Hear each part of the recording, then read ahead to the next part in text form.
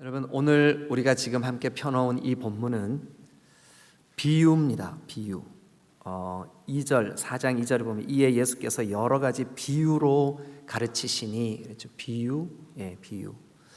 이 비유는 헬라 말 파라볼레라고 하는 단어인데, 이 파라볼레는 두 단어가 합해져서 만들어진 합성어입니다. 그래서 파라, 뭐뭐 곁에, 뭐뭐 옆에, 볼레라고 하는 것은 놓아둔다, 이렇게 비교해 할 수 있도록 이렇게 놓다, 이런 뜻이 있습니다. 예를 들면 여러분, 청개구리 이야기 아시죠? 청개구리가 평소에 부모님 말을 너무 안 듣잖아요, 그죠? 그래서 너무 안 들으니까 죽기 전에 얘야, 엄마가 죽으면 틀림없이 요놈이 엄마 말 반대로 하니까 물가에 묻어주라. 그러면 산 위에 묻을 것 같아. 그랬는데 이 녀석이 마지막으로 한 번 딱 엄마 말을 듣죠. 근데 그게 엄마가 어디에 묻으래요? 근데 그러고 난 다음에 비가 오니까 엄마 무덤이 쓸려 내려가는 거예요.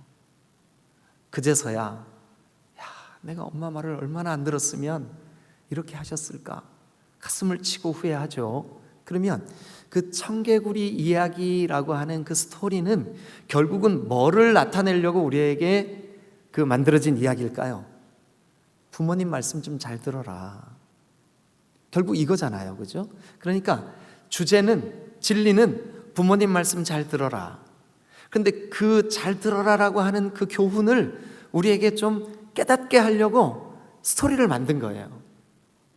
그래서 이 진리 옆에다가 그 이야기를 딱 이렇게 비교하게 놓아두면 그것이 바로 뭐냐 하면 비유라는 거죠. 비유.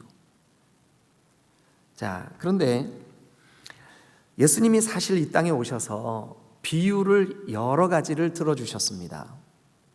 그런데 이 귀한 비유를 안타깝지만 우리 한국의 토종 이단 사이비 집단인 신천지 같은 경우에 비유풀이라고 하는 말로 마치 자기들이 이 비유를 해석하는 것만 옳은 것처럼 그렇게 과장을 해서 성도들을 미혹시키고 한국 교회를 어지럽혔습니다. 이 신천지들의 주장은 한마디로 이겁니다. 성경은 대부분의 말씀이 비유로 되어 있다. 그래서 비유를 풀 줄 모르는 사람이 풀면 이것은 성경이 풀려지지도 않을 뿐만 아니라 엉터리가 된다. 이게 신천지의 가르침이에요. 그런데 여러분, 성경의 대부분은 비유가 아닙니다. 성경은 역사도 있고 시도 있고 또 교훈도 있고 편지도 있고, 그 중에 아주 작은 부분 비유가 기록되어 있을 뿐입니다. 그래서 굳이 제가 이 귀한 설교 시간에 그들의 그 잘못된 교리를 하나 반박하고자 함은 여러분들의 안전을 위함입니다. 조금 시간이 가더라도 한번 좀 들어봐 주시면 좋겠습니다. 먼저 우리가 지금 함께 보는 이 마가복음 4장의 본문과 똑같은 복음서의 평행구절이 있습니다. 평행구절, 똑같은 내용입니다. 어디를 보시냐 하면 마태복음 13장을 한번 열어보세요. 여러분, 좀 번거롭더라도 다 같이 한번 펴보실까요? 마태복음 13장 1절. 그날 예수께서 집에서 나가사 바닷가에 앉으시매, 그날 바닷가에 앉으셔서 가르친 날입니다. 그날 바닷가에 앉으셔서 말씀을 전하십니다. 근데 큰 무리가 나옵니다. 그런데 3절에 예수께서 비유로 여러 가지를 가르치셨습니다. 그 중에 첫 번째 비유가 오늘 우리가 함께 설교로 나누려고 하는 이 마가복음 4장과 이 마태복음 13장이 똑같은 이야기입니다. 똑같은 비유입니다. 똑같은 내용입니다. 자, 그런데 왜 굳이 13장을 펴자 그랬냐 하면 신천지 2단이 13장 34절 한번 열어보실까요? 13장, 마태복음 13장 34절. 예수께서 이 모든 것을 무리에게 비유로 말씀하시고 비유가 아니면 아무것도 말씀하지 아니하셨으니, 그래서 요 구절만 똑 떼서 지금 문맥을 보니까 뭐예요? 이게 그날 그 바닷가에서 말씀을 전한 그날은 비유로만 말씀하셨어요. 그런데 신천지는 요 34절만 똑 떼서 이렇게 가르칩니다. 여러분 보세요. 비유가 아니면 아무것도 말씀하시지 않으셨다고 되어 있지요. 34절 그렇게 하면서 여러분 그러므로 성경은 모든 성경을 다 비유로 풀어야 됩니다. 이렇게 가르치는 거예요. 그러니까 이게 얼마나 삐뚤 성경 해석으로 가겠냐고요. 그래서 좀 안전하게 하려고 제가 한 절 더 소개합니다. 13장 몇 절을 가시냐 하면, 자, 13장 53절을 한번 펴보실까요? 53절 다 같이 읽어보죠. 시작. 예수께서 이 모든 비유를 마치신 후에 그곳을 떠나서, 그러니까 모든 성경이 대부분이 다 비유예요? 아니면 그날 비유를 하셨는데 그날 그 비유를 마치셨어요? 네, 그날이죠. 그날. 네. 그날은 예수님이 바닷가에 앉으셔서 말씀을 전하실 때 대부분의 모든 말씀을 다 비유로 말씀하셨는데 그날 53절에 보니까 그 비유로 하신 말씀을 마치셨어요. 그러니까 바로 이어서 나오는 14장부터는 또 비유가 아니에요. 침례 요한의 죽은 이야기. 그거는 그냥 역사 그대로예요. 스토리예요. 그런데 그 한번 이단에 미혹된 사람들은 다른 게 안 보이죠. 그래서 잘못된 왜곡된 영적 우월감, 우리만 바르게 가르쳐라고 하는 그 교만 때문에 다른 거를 보려고 하잖아요. 그러나 우리는 겸손한 마음으로 여러 번역, 여러 본문, 특별히 문맥 앞에서부터 쭉 시작된 그날 예수께서 바닷가에 배에 오르셔서 많은 무리를 가르친 그날, 비유로 주로 말씀하신 그날, 그 비유의 말씀을 끝마치신 구절까지 문맥을 쭉 연결해서 보아야 아하, 신천지가 거짓 가르침을 가르치고 있구나 하는 것을 알 수가 있죠. 그래서 여러분 주변에서 혹시 누군가 여러분들에게 가까운 주변에 있는 사람이 비유풀이 뭐 이런 말 하면 일단은 여러분들이 마음에 이거 조금 냄새가 난다 이렇게 보시면 틀림이 없습니다. 자, 어쨌든 약간 곁길로 갔는데 여러분 오늘 우리 마가복음 다시 4장으로 한번 가보시죠. 오늘 이 이야기는 우리가 마가복음 1장서부터 시작한 한 가지 주제, 그게 뭐냐 하면 한 번만 따라 하시죠. 하나님의 나라, 하나님의 나라. 자, 마가복음 1장 15절에 예수님께서 이 땅에 오셔서 첫 번 외치심이십니다. 첫 번 가르치심입니다. 첫 번 선포입니다. 다 같이 한번 해보죠. 시작. 이르시되 때가 찼고 하나님의 나라가 가까이 왔으니 회개하고 복음을 믿으라 하시더라. 그러면 회개하고 복음을 믿는 자에게 뭐가 임하게 될까요? 하나님의 나라가 임하게 되는 거죠. 제가 이 본문으로 여러분들에게 설교할 때 이 하나님의 나라는 영토나 또 어떤 지도의 그림처럼 이런 국경이나 그런 걸 얘기하는 게 아니라고 말씀드렸습니다. 이 하나님의 나라라고 표현된 구약의 말쿠트, 신약의 바실레이아, 이거는 통치권을 의미합니다. 전에는 내가 하나님의 통치를 잘 안 받았어요. 전에는 내가 하나님의 통치보다는 어둠, 질병, 죄, 나쁜 생각 이런 것이 나를 지배하고 다스렸어요. 통치를 받았다고요. 그런데 이제 그 사탄의 권세, 사탄의 나라에서 예수 그리스도를 통하여 우리를 끌어냈어요. 그래서 하나님의 나라, 하나님의 통치, 하나님의 다스리심 안에 우리가 들어가 있는 사람들인 줄로 믿으시길 축원합니다. 그러니까 이 4장도 1장부터 이미 시작된 하나님의 나라의 가르침, 그 교훈 안에 있기 때문에 하나님 나라의 관점으로 봐야 되는 거예요. 이 4장도. 4장은 저와 여러분들이 너무 잘 아는 말씀입니다. 소위 이 4장을 어떤 사람들이 별명을 붙이기를 씨 뿌리는 비유 이렇게 별명을 붙였습니다.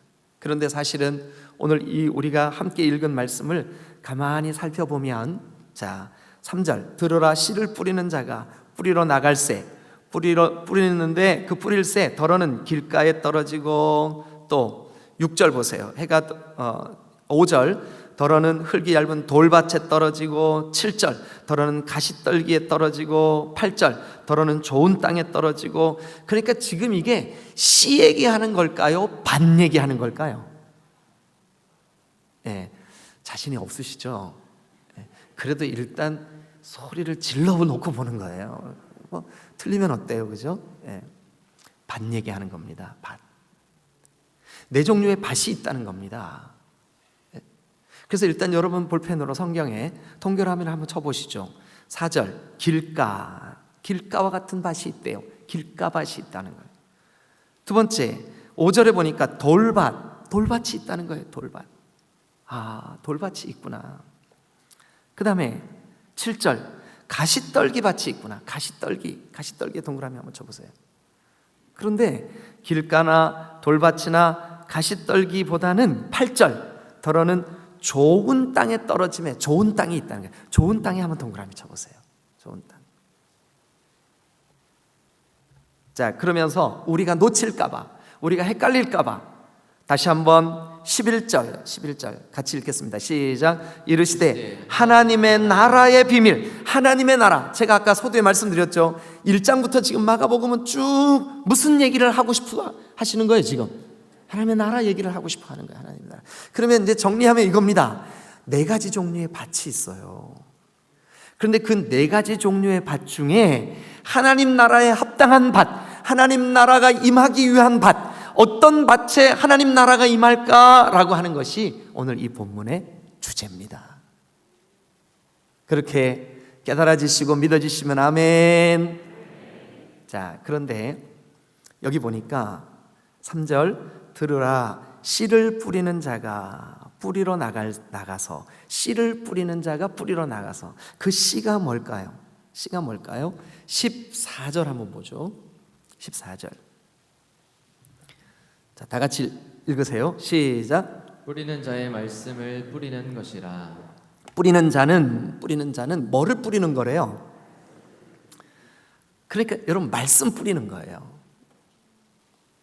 그러니까 말씀을 뿌리는데 그 뿌려진 말씀을 받는 마음의 밭이에요. 마음밭.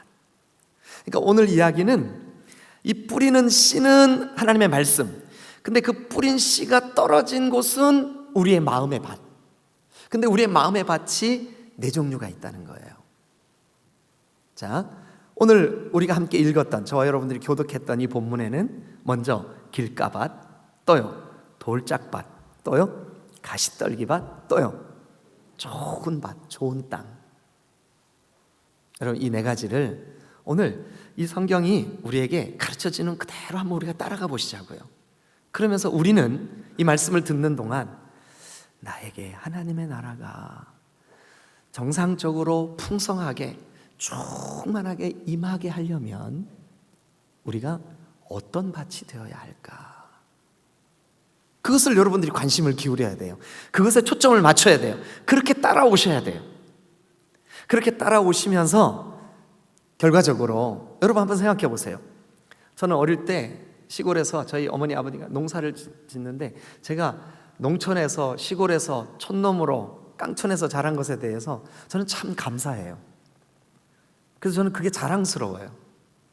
비록 5학년 때 오지 어린이 서울 초청견학은 갔다 할지라도 그래도 좋아요. 저는. 왜냐하면 이 성경을 볼 때 이런 부분이 그냥 가슴에 확 와닿아요. 어릴 때 여러분들도 한번 연상으로 따라와 보세요. 산골짜기예요. 골짜기가 얼마나 깊은지 고개를 들어야 하늘이 보여. 산이 높습니다. 그런데 거기에 손바닥만 한 밭이나 논을 거기에 만들려고 농부들이 돌을 걷어내고 울타리를 치고, 그 다음에 작은 그 논두렁길, 밭두렁길을 내고 거기에다가 씨를 뿌려요. 그런데 그 워낙 가난했기도 했지만 땅이 좁다 보니까 옆집 규선이네 밭하고 우리 집 밭하고 덕내네 밭하고 다 붙어 있어요. 경계는 오직 논두렁 밭두렁밖에 없어요. 그래서 그 논두렁 밭두렁으로 어린 마음에 아버지가 거기서 일하고 계시고 땀 흘리고 계시면 학교 갔다 와서도 하루에 10번도 더 거기로 왔다 갔다 하는 거야. 아버지 왔다 갔다 하고, 엄마 왔다 갔다 하고.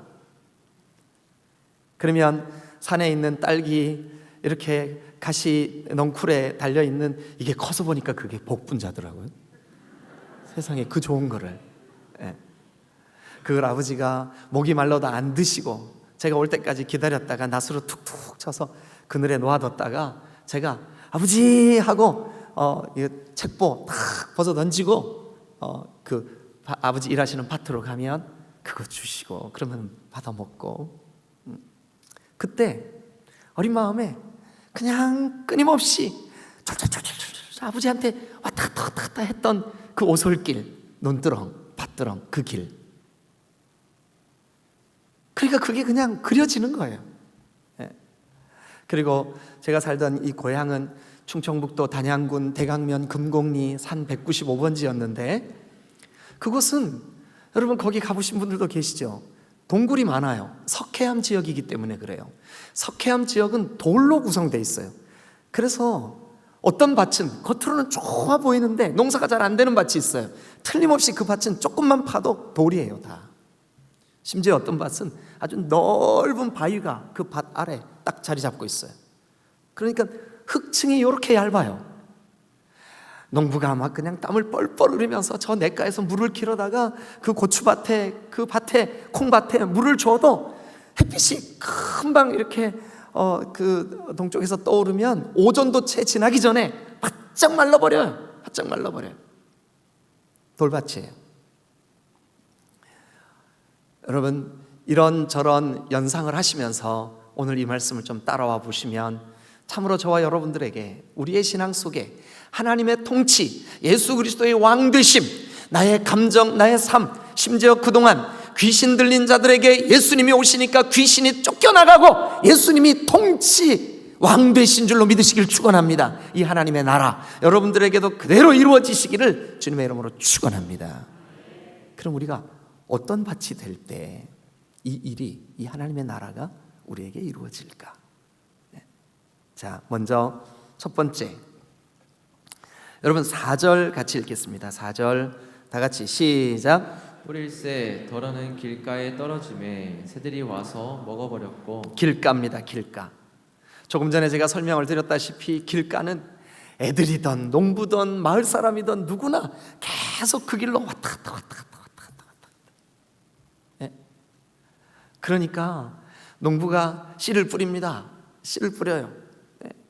이런 그 바구니 같은 데다가 이렇게 이제 우리 어릴 때 그 말을 다리끼 그랬는데 다리끼 옆에다 탁 차고 씨앗을 여기다 가득 담아가지고 막 이렇게 한 줌 집어서 쏙 뿌립니다. 또 한 줌 집어서 쏙 뿌립니다. 한 줌 집어서 쭉 뿌립니다. 근데 이게 뿌리다 보면 이 씨앗 중에 일부가 떨어져서는 안 될 곳에 떨어져요. 어디에 떨어지느냐? 길에 떨어져요. 길. 근데 길은 사람들이 계속 밟고 다녔기 때문에 딱딱해요. 이 씨가 뿌리를 내릴 수 없어. 여러분 씨는 아까 뭐라 그랬죠? 하나님의 말씀이라 그랬어요. 근데 씨는 생명이에요. 살아있어요. 왜냐하면 씨가 살아있으니까 거기에서 씨가 싹이 트고 그리고 줄기가 나오고 열매가 달리고 살아있으니까 그 일이 벌어지죠.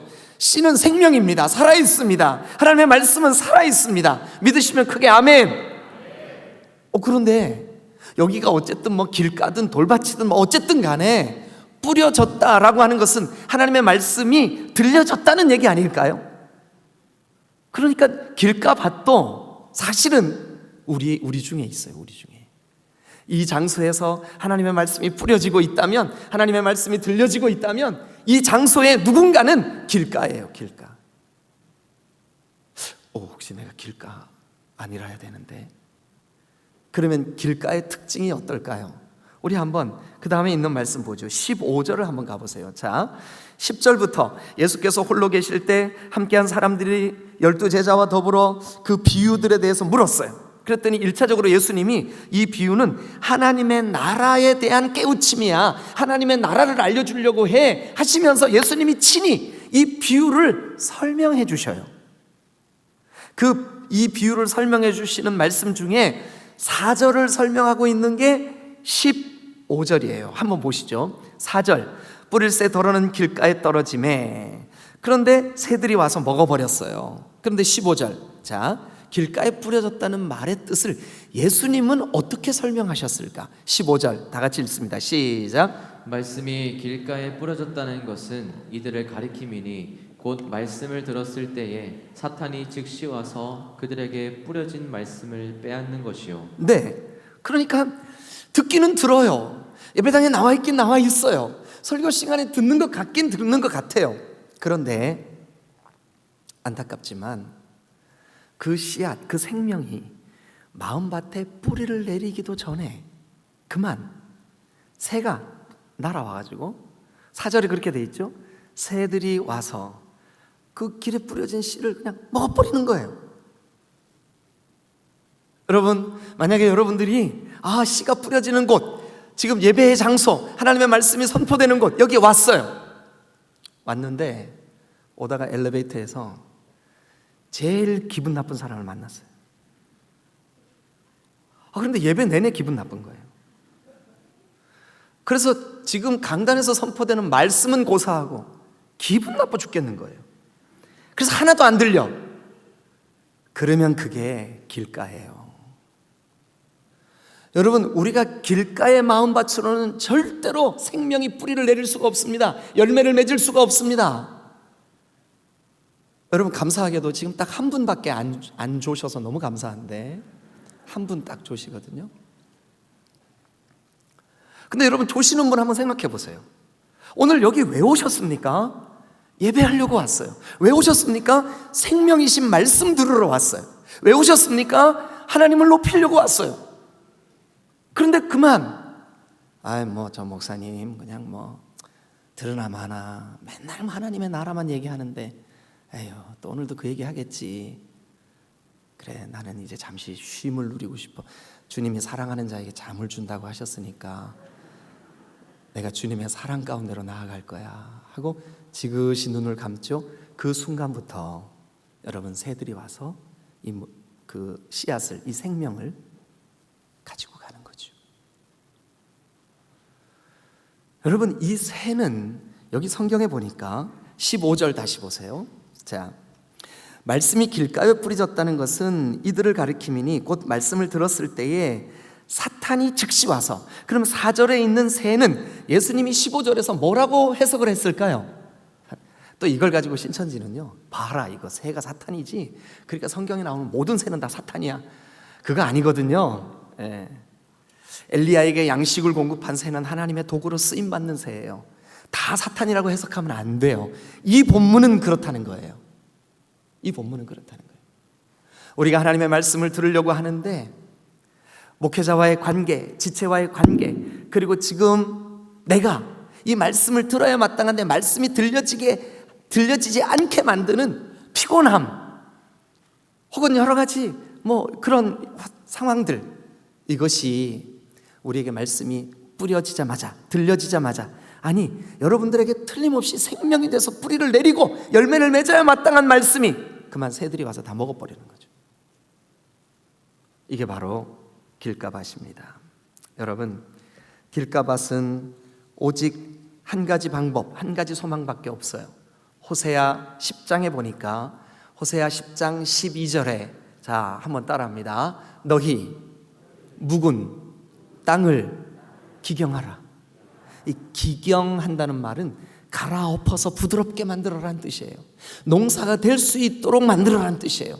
너희 묵은 땅을 지금 좀 부드럽게 만들어라. 길가 딱딱하게 굳어 있어요. 많은 사람들이 밟았기 때문이에요. 거기를 다시 싹이 트고 생명이 뿌리를 내릴 수 있게 하려면 한 가지 방법밖에 없어요. 기경해야 되는 거죠. 갈아엎어야 되는 거죠. 마음을 부드럽게 해야 되는 거죠. 이게 말씀을 사탄에게 빼앗길 만한 요소들을 제거해 버려야 되는 거죠. 여러분, 시간마다 하나님 앞에 달려 나올 때 아하, 내 마음의 밭이 단단히 굳어있는 길가밭이구나, 길밭이구나. 사람들의 발로 날마다 밟힘을 받아가지고 이것이 여러분 날마다 밟혔으니까 이게 상처도 될 수가 있어요. 상처. 그동안 신앙생활하면서 혹은 여러분들이 자연스럽게 여러분들의 성장 과정 속에 받았던 상처 때문에 하나님이 마땅히 생명이 되고 뿌리를 내리라고 주신 말씀인데 그만 새들이 와서 다 가로채가는. 두 번째, 두 번째 어떤 밭이 있을까요? 거기 5절에 보니까 더러는 흙이 얇은 돌밭에 떨어짐에 돌밭. 그런데 이 돌밭에 대한 해석은 예수님이 어떻게 하셨을까요? 16절 17절을 한번 봅니다. 예수님의 해석입니다. 16절 17절 같이 한번 읽어보겠습니다. 시작. 또 이와 같이 돌밭에 뿌려졌다는 것은 이들을 가리킴이니 곧 말씀을 들을 때에 즉시 기쁨으로 받으나. 네, 말씀을 들을 때 아주 기쁨으로 받아요. 아멘 합니다. 은혜 혼자 다 받아요. 막 옆에서 그냥 아멘 이러고 있는 사람들을 보면서 힐끗힐끗 보면서 그렇게 아멘 하면 안 되지, 말은 안 하지만 아멘 막 이러면서 은혜를 받아요. 근데 웬일인지 예배 마치고 집에만 갔다 오면 노멘 이렇게 되는 거예요. 아니, 이 성경에 그렇게 돼 있어요. 한번 보실래요?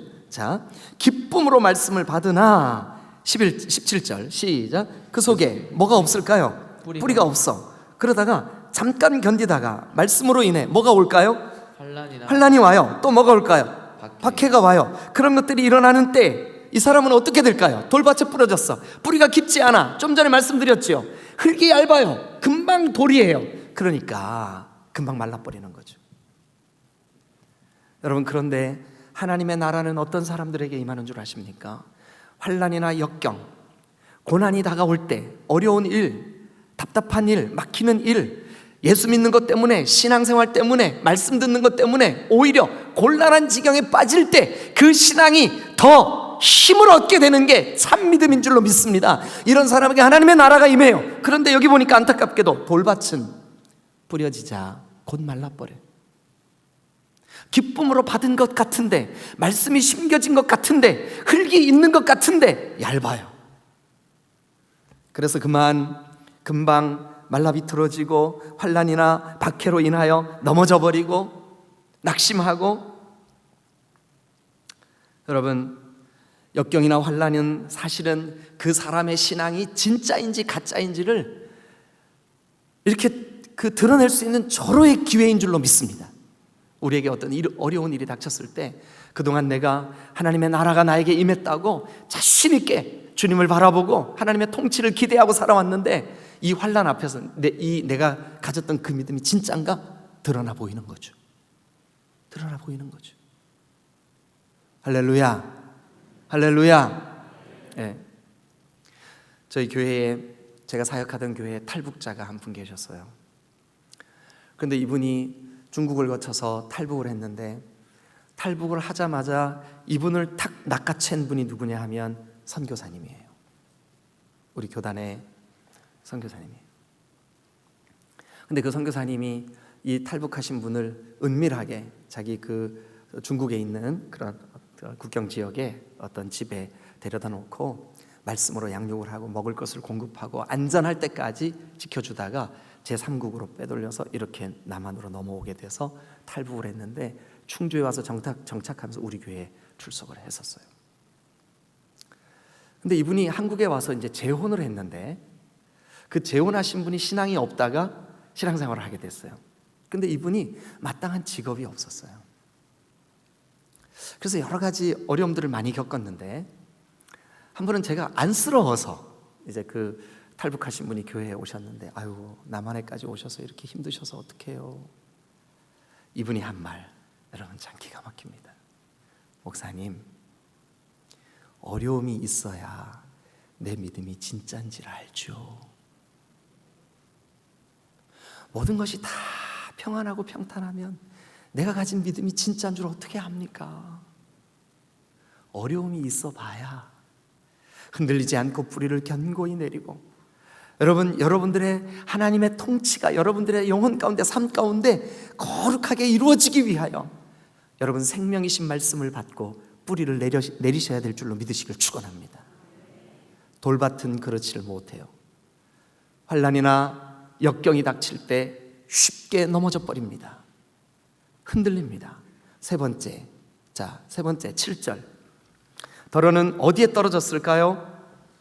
가시떨기에 떨어졌습니다. 이 말씀도 우리가 굳이 설명이 필요치 않습니다. 왜냐하면 예수님이 직접 해석하셨습니다. 어디를 보시냐면 18절 19절을 한번 같이 읽겠습니다. 18절 19절 다 같이 시작. 또 어떤 이는 가시떨기에 뿌려진 자니 이들은 말씀을 듣기는 하되 예, 말씀을 듣기는 해요. 그런데 가시떨기에 떨어졌어요. 가시떨기가 있는 밭에 떨어졌어요. 그래가지고 19절 시작. 세상의 염려와 재물의 유혹과 기타 욕심이 들어와 말씀을 막아 결실하지 못하게 되는 자요. 네, 말씀이 뿌리를 내리고 자라나고 말씀이 열매를 맺는 그 힘, 그 기운보다 어떤 기운이 지금 더 세냐 하면 세상의 염려. 지금 말씀을 듣고 있는데도 여러분 중에 혹시 지금 말씀이 들려지고 있는데 세상의 염려가 기운이 더 세. 그래서 여러분 한번 7절을 다시 한번 볼까요? 7절. 더러는 가시떨기에 떨어짐에 가시가 자라 뭐를 막았어요? 기운을 막았어요. 기운을 막았어요.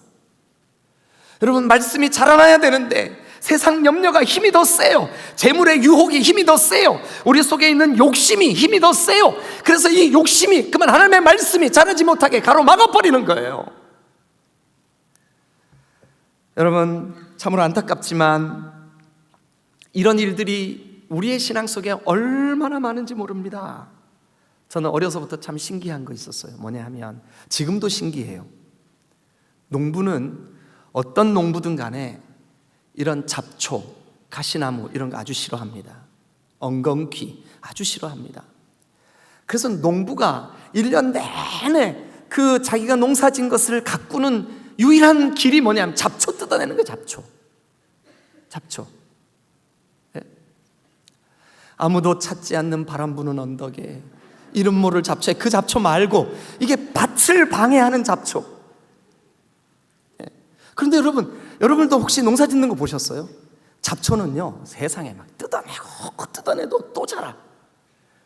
그런데 그 알곡, 진짜 기대하는 그 곡식은 정성을 다해서 관리하고 돌보고 비료 주고 약 주고 해도 잘 못 자라. 그래서 여러분, 잡초하고 그 진짜 알곡하고 어떤 게 더 빨리 자라고 어떤 게 더 세고 어떤 게 더 힘이 좋고 어떤 게 더 키가 큰 줄 아세요? 모르시죠? 여러분, 그래도 농부는 잡초를 미워합니다. 싫어합니다. 여러분들도 마찬가지입니다. 우리의 밭을 가꿀 때 아무리 내 속에서 이 잡초 같은 게 막 자라나도 잡초를 여러분 포기하지 마세요. 잡초를 뽑아내는 것을 포기하지 마시라고요. 끝까지 미워하시기를 주님의 이름으로 축원합니다. 세상의 기운이 잡초가 더 세면 하나님의 말씀이 어떻게 뿌리를 내리겠냐고요.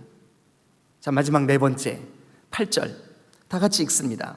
시작. 더러는 좋은 땅에 떨어짐에 자라 무성하여 결실하였으니 30배나 60배나 100배가 되었느니라. 야, 이거는 그냥 듣기만 해도 너무 좋지 않아요? 열매가 맺히는데 30배, 60배, 100배의 열매를 맺어요. 저는 여러분들이 이렇게 되시기를 주님의 이름으로 축원합니다. 오늘 사실은 이 마지막 이야기를 여러분 결론적으로 하고 싶은 거예요. 뭐냐 하면 하나님 나라가 임한 사람, 하나님의 통치가 시작된 사람, 예수 그리스도의 생명이 그 안에 이미 선포되었고 뿌리를 내리기 시작하는 그 사람에게는 여러분 이 좋은 밭에 대한 기대감이 있다고요. 주님이 그걸 원하세요. 이 좋은 밭에 대해서 예수님이 어떻게 해석하시나 한번 보실까요? 자, 예수님의 해석 20절입니다. 20절 시작. 좋은 땅에 뿌려졌다는 것은 곧 말씀을 듣고 받아 30배나 60배나 100배의 결실을 하는 자니라. 자, 보세요 여러분, 좋은 땅이 하는 일이 있어요. 좋은 땅에게 되어지는 특징이 있어요. 자, 20절 다시 봅니다. 좋은 땅에 뿌려졌다는 것은 곧 말씀에 대해서 일단 뭐 한대요? 듣고 또요 받고. 그러니까 하나님의 나라가 이루어진 사람, 하나님의 통치를 기대하는 사람, 좋은 밭이 되기를 사모하는 사람의 첫 번째 특징은 뭐냐 하면 여기 보니까 말씀에 대하여 듣고 받고. 믿으시면 아멘. 받는 것은 여러분 나의 것으로 수용하는 거예요. 아멘 하는 거예요. 예, 그렇습니다 하는 거예요. 여러분, 말씀에 대하여 듣고 받으시기를 주님의 이름으로 축원합니다. 그러면 좋은 땅이 되는 겁니다. 그러면 생명이신 말씀이 그 땅에 뿌리를 내리는 겁니다. 자라나는 겁니다. 그리고 어떻게 되느냐? 다시 8절로 한번 가보세요. 8절. 더러는 좋은 땅에 떨어짐에 자라 무성하여 뭐 한다고요? 예, 뭐 했기 때문에 결실이 이루어지느냐? 여러분, 듣고 받아들이니까 결실이 이루어지는 줄로 믿습니다. 그러니까 좋은 땅의 특징은 뭐냐 하면 듣고 받아들이고 결실하고, 믿으시면 아멘. 듣고 받아들이고 결실하고. 여러분, 저는 여러분들의 신앙생활이 하나님 앞에 나와 말씀을 들을 때마다 듣는 데서 끝나지 말고 받아들이시기를 축원합니다. 받아들이는 데서 끝내지 말고 자라나 무성하게 되어 충만한 결실을 맺으시기를 주님의 이름으로 축원합니다. 하나님 나라가 이런 사람들의 것입니다. 이런 사람들을 예수님이 다스려 주시고 왕되어 주시고 통치해 주시고, 이런 사람들 속에 더러운 사탄이 쓴뿌리를 내려도 이내 예수 그리스도의 생명으로 인하여 이 더러운 영들이 쫓겨나갈 줄로 믿습니다. 전에 중풍병자는 중풍병이 그를 다스렸어요. 전에 간질하는 어린아이의 아버지는 그 집 전체가 그 간질병이 그들을 다스렸어요. 예수님이 오시니까 쫓겨나가고 예수님이 통치해 주시는 거죠. 그것이 바로 하나님의 나라입니다. 그런데 하나님의 나라가 되려면 우리가 좋은 밭이 되어야 될 줄로 믿습니다. 좋은 밭이 되려면 듣고 받고 열매 맺어야 합니다. 기도하시겠습니다.